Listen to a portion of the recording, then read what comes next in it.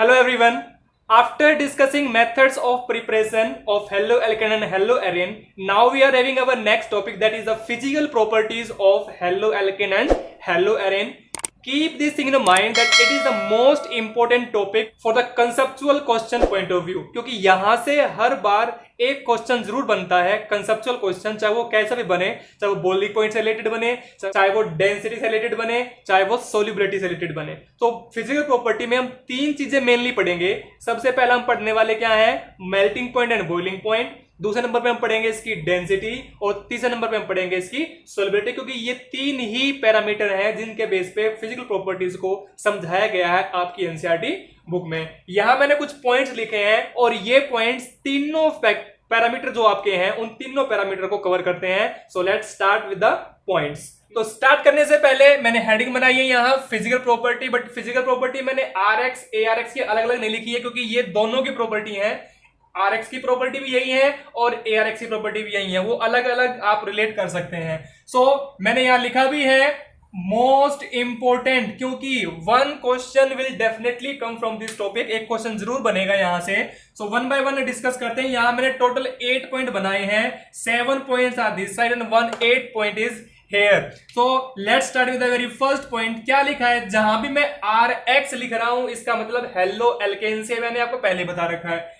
So haloalkanes are colourless. कैसे होते हैं, कलरलेस। बट कलरलेस कब होते हैं, when they are in pure form। तो haloalkanes are colourless when pure। But इनमें से कौन कौन, RBr एंड RI, मतलब alkyl bromide and alkyl iodide, they develop colour, ये कलर बना लेते हैं व्हेन एक्सपोज टू लाइट, जब इनके ऊपर क्या डाला जाता है, लाइट डाली जाती है। So now next one is, that is our second point. क्या कहता है कि लाइट मेंबर्स, लाइट मेंबर मतलब जो छोटे हल्के एल्काइल हैलाइड आप कहते हैं, CH3X हो गया, C2H5X हो गया, या CH3Cl ले लूं, CH3Br ले लूं, CH3 ले लूं। तो कहने का मतलब क्या है, जो लाइट मेंबर्स होते हैं वो सारे क्या होते हैं, gases. So light members are gases at RT का मतलब है यहां रूम टेम्परेचर से।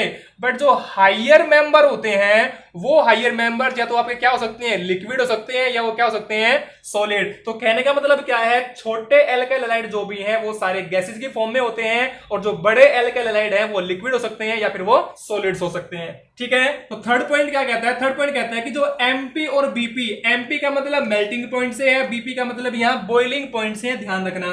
सो melting point and boiling point of RCl, RBr and RI, तीनों के बता रहा है, RCl, RBr and RI are higher.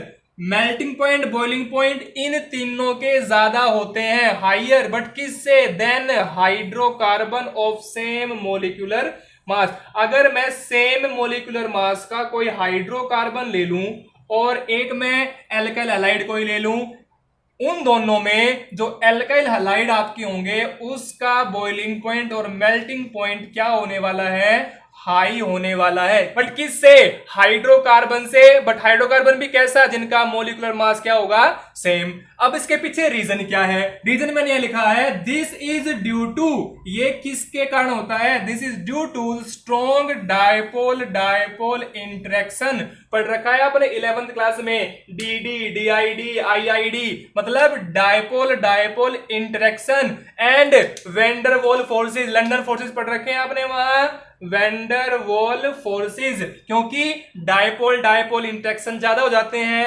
Van der Waals interaction ज्यादा हो जाते हैं, जिसके कारण अगर इंटरेक्शन ज्यादा हो जाएगा तो उसको तोड़ने में, उसको बॉयल करने में एनर्जी क्या करनी पड़ेगी, ज्यादा प्रोवाइड करनी पड़ेगी। ठीक है। सो melting point, boiling point RX का ज्यादा हो जाता है in comparison of hydrocarbon, that is due to strong dipole dipole and Van der Waals forces या Van der Waals interaction. So now the next point, that is fourth point there. Fourth point मैंने क्या लिखा, for same alkyl, अगर alkyl आपकी क्या हो, same, जैसे सब जगह क्या हो CH3, सब जगह क्या हो C2H5, अगर एल्काइल आपकी सेम है, सो इन हेलोएल्केन इफ, ये मैंने लिखा पॉइंट यहां, फॉर सेम एल्काइल ग्रुप, अगर एल्काइल ग्रुप सेम है किसमें, एल्काइल हलाइड में, तो बॉइलिंग पॉइंट क्या करेगा, डिक्रीज करेगा। कब डिक्रीज करेगा, किस ऑर्डर में डिक्रीज करेगा, वो इस ऑर्डर में डिक्रीज करेगा। चेक करिए, यहां RI का बॉइलिंग पॉइंट ज्यादा होगा, RBR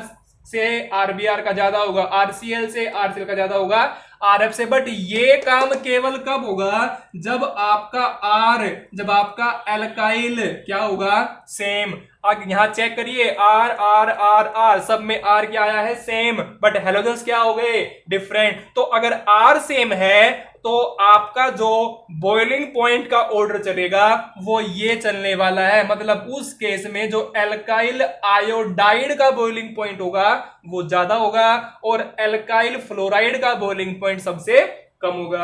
अब इसके पीछे रीजन क्या है, दिस इज बिकॉज, ये किस कारण होता है, this is because with increase in size, अगर साइज में इंक्रीज होता है, किसके साइज में, एल्काइल तो सेम थी, तो साइज किसका इंक्रीज हुआ, साइज इंक्रीज हुआ आपका हेलोजन का। यहां हेलोजन का साइज बड़ा है किससे, Br से, Br का बड़ा है, Cl से, Cl का बड़ा है, किससे, फ्लोरीन से। तो यहां पे यही लिख रहा है, with increase in size and mass of halogen, अगर हेलोजन का साइज बढ़ जाए या हेलोजन का मास बढ़ जाए, वेंडर वॉल फोर्सेस क्या हो जाते हैं, इंक्रीज। तो due to the increase in size बढ़ने के कारण उसके अंदर जो इलेक्ट्रॉन्स होंगे वो भी क्या हो जाएंगे, ज्यादा हो जाएंगे। क्योंकि अगर साइज का बड़ा होगा, साइज तब बड़ा होगा जब उसके अंदर मास ज्यादा होगा, तो मास ज्यादा होने से इलेक्ट्रॉन ज्यादा होंगे, इलेक्ट्रॉन ज्यादा होंगे तो उनके बीच में जो vendor wall force of attraction है वो क्या हो जाएंगे, ज्यादा। और अगर फोर्स ऑफ अट्रैक्शन ज्यादा है तो तोड़ने में एनर्जी क्या लगने वाली है, ज्यादा लगने वाली है। तो यही चीज मैंने यहां बताई है कि same alkyl group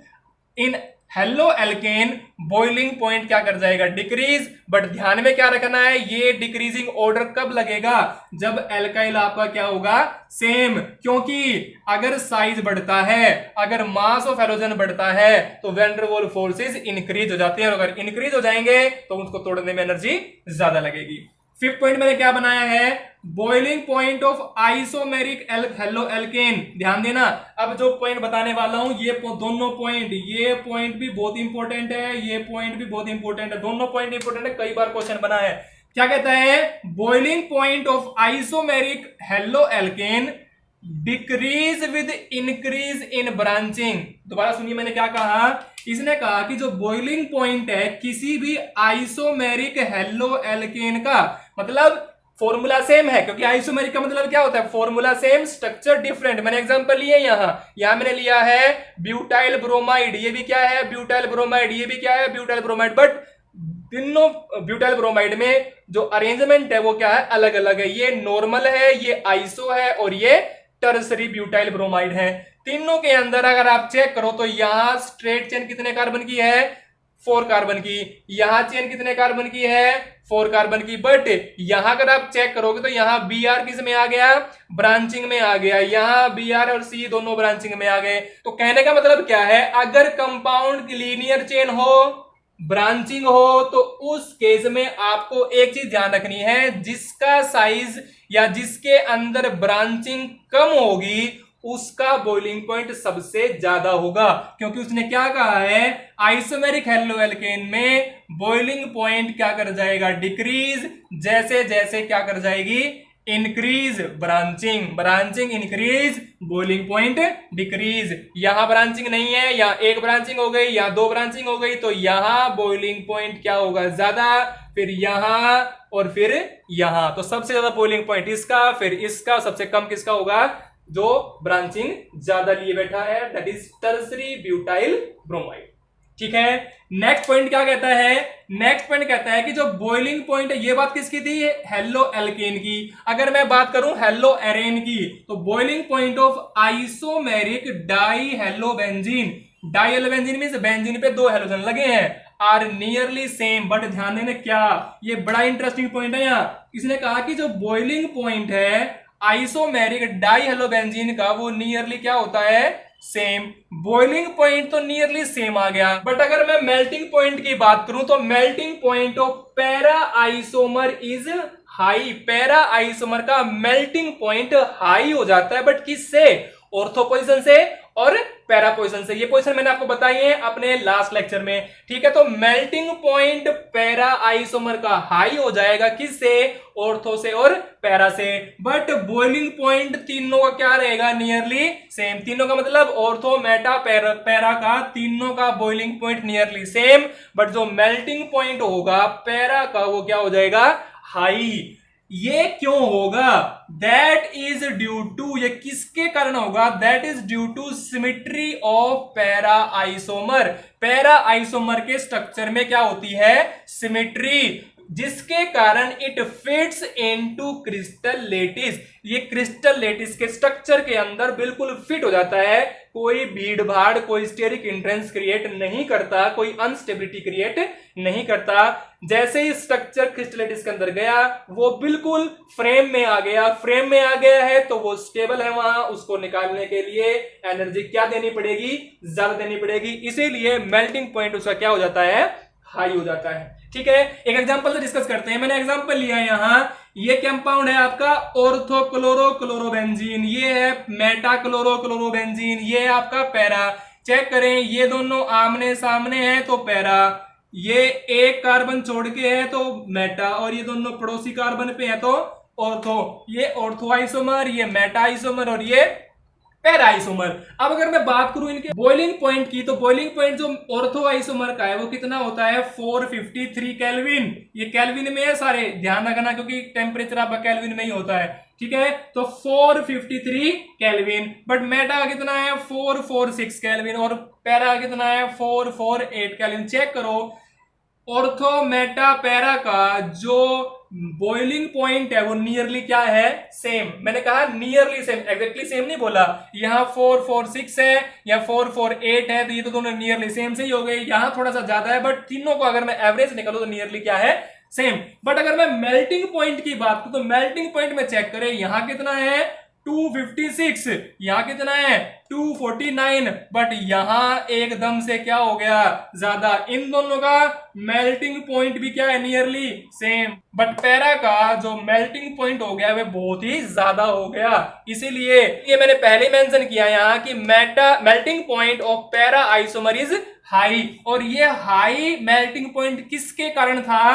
due to its symmetry. Symmetry किसकी? पैरा आइसोमर की, जिसके कारण ये बिल्कुल फिट बैठता है क्रिस्टल लेटिस के अंदर। अगर हम क्रिस्टल लेटिस के अंदर को रखेंगे तो बिल्कुल फिट बैठेगा। फिट का मतलब स्टेबल हो गया, स्टेबल हो गया तो एनर्जी ज्यादा देनी पड़ेगी, ठीक है। तो ये सारे पॉइंट, कितने पॉइंट हो गए? ये 6 point. All the 6 point they belongs to, किससे बिलोंग करते हैं? They belongs to their physical state and melting and boiling point. Now come to the next, that is density. अब ये पॉइंट आता है डेंसिटी का, ठीक है। डेंसिटी क्या कहती है कि density of halo alkane halo arene क्या करेगी?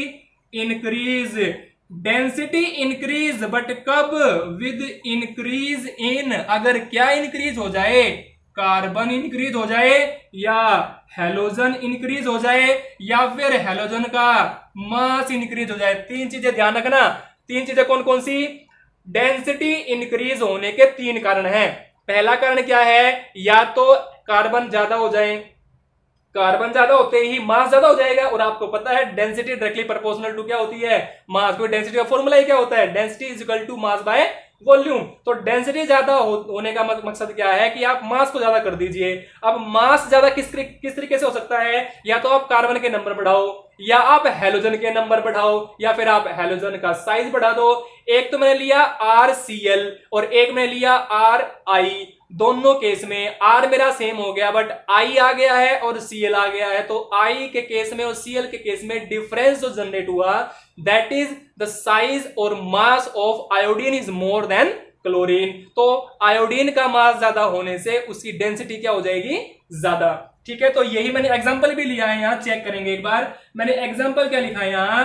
आपके पास है propyl chloride, propyl bromide, propyl iodide. Check करें फॉर्मूला क्या है? C3H7Cl, C3H7Br, C3H7I। अगर मैं तीनों का यहां चेक करो, यहां फॉर्मूला कार्बन सेम है 373737, बट यहां Cl लगा है, यहां Br लगा है, यहां आयोडीन लगा है। और अगर मैं इनकी डेंसिटी चेक करूं तो डेंसिटी यहां कितनी है 0.89, यहां कितनी है 1.335 और यहां कितनी है 1.747। तो ये कौन सा ऑर्डर है, इंक्रीजिंग ऑर्डर है कि डिक्रीजिंग ऑर्डर, ये है इंक्रीजिंग ऑर्डर। क्यों, क्योंकि यहां क्या लगा है बड़े साइज वाला आयोडीन और यहां क्या लगा है छोटे साइज वाला क्लोरीन।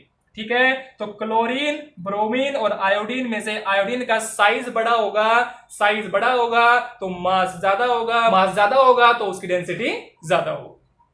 बात समझ में आ गई। So that is about density. Now come to the last, that is solubility. Solubility halo alkanes की ज्यादा होगी कम होगी, वो कम होती है, क्यों होती है वो बताता हूं अभी। Solubility of halo alkanes are very less. Halo alkane की सोल्युबिलिटी क्या होती है, लेस। किस में, क्योंकि सोल्युबिलिटी हम हमेशा किस में चेक करते हैं, वाटर के अंदर, तो वाटर के अंदर सोल्युबिलिटी क्या हो जाएगी, लेस। ऐसा क्यों होता है, उससे पहले एक बात समझिए, जब भी आप Rx को वाटर में मिलाने की कोशिश करोगे, डिजोल्व करने की कोशिश करोगे, तो कोई चीज डिजोल्व कब होती है, जब उसके खुद के बॉन्ड टूटना स्टार्ट होते हैं। बता दूं, Rx कि जो इंट्रैक्शन है, कौन से इंट्रैक्शन, वैन डर वाल इंट्रैक्शन, डायपोल डायपोल इंट्रैक्शन, और वाटर की जो हाइड्रोजन बॉन्डिंग, क्योंकि वाटर लिक्विड फॉर्म में है, किसके कारण है, हाइड्रोजन बॉन्डिंग कारण। तो जब दोनों इंट्रैक्शंस आपस में मिलते हैं, Rx के इंट्रैक्शन और वाटर के हाइड्रोजन बॉन्डिंग, तो दोनों को टूटने के लिए एक एनर्जी चाहिए होती है, क्योंकि यहां से इंट्रैक्शन टूटेगा, वहां से हाइड्रोजन बॉन्डिंग टूटेगी, दोनों को टूटने के लिए कुछ एनर्जी चाहिए होती है, क्योंकि अगर ये टूटे नहीं तो ये डिसोल्व नहीं होंगे। तो जो एनर्जी चाहिए होती है वो एनर्जी मिल नहीं पाती, अगर वो एनर्जी नहीं मिलती है तो ये डिसोल्व नहीं हो पाते हैं। यही पॉइंट मैंने यहां लिखा, बिकॉज द एनर्जी रिक्वायर, जो एनर्जी चाहिए होती है to set an interaction Rx और वाटर के बीच में क्या बनाने के लिए, इंट्रैक्शन बनाने के लिए between Rx and water is very less. तो जो एनर्जी रिक्वायर है RCl और वाटर के बीच में इंट्रैक्शन बनाने के लिए, दैट इज वेरी लेस। और अगर एनर्जी वेरी लेस हो जाएगी तो फिर वो डिसोल्व नहीं हो पाएगा, तो उसके लिए एनर्जी ज्यादा देनी पड़ेगी, और इसीलिए हम उसको गर्म करेंगे तो वो डिसोल्व होने की कोशिश कर सकता है। बट वाटर में डिसोल्व नहीं हुआ, बट फिर किस में डिसोल्व हो सकता है, ऑर्गेनिक सॉल्वेंट के अंदर। यहां लिखा मैंने, however Rx tends to dissolve in organic solvent. जो Rx है वो डिसोल्व हो जाता है ऑर्गेनिक सॉल्वेंट के अंदर। अब इनमें डिसोल्व क्यों हो गया, क्योंकि जब दोनों के मिलाने से यहां जो एनर्जी बनती है इंट्रैक्शन तोड़ने के लिए, वो एनर्जी ज्यादा बनती है, और अगर एनर्जी ज्यादा बनेगी तो इंट्रैक्शन टूट जाएंगे, इंट्रैक्शन टूट जाएंगे तो वो डिसोल्व हो जाएगा। तो बिकॉज द न्यू इंट्रैक्शंस, मतलब Rx और वाटर के बीच जो इंट्रैक्शंस बनेंगे between Rx and solvent are more, तो जो न्यू इंट्रैक्शन बनते हैं, एनर्जी जो चाहिए होती है वो ज्यादा चाहिए होती है, तो इंट्रैक्शन ज्यादा बनेंगे, इंट्रैक्शन ज्यादा बनेंगे तो वो डिसोल्व जल्दी हो जाएगा। बात समझ में आ गई। So these 8 points are there of physical property. Hope कि आपको समझ में आए होंगे। ध्यान रखना, टॉपिक इंपॉर्टेंट है, मोस्ट इंपॉर्टेंट है, क्योंकि क्वेश्चन बनता है। क्वेश्चन वो आपको कुछ भी पूछ सकते हैं। वो आपसे ये पूछ ले कि इन तीनों का बॉइलिंग पॉइंट नियरली सेम होता है, वाइल पैरा का मेल्टिंग पॉइंट ज्यादा हो जाता है, वाई। या वो ये पूछ ले कि इसका मेल्टिंग पॉइंट ज्यादा है ऑर्थो से और मेटा से, ऐसा क्यों होता है। बात समझ में आ गई, ठीक है। So that is all about physical properties of halo alkane and halo arene. मिलते हैं अपनी नेक्स्ट वीडियो में।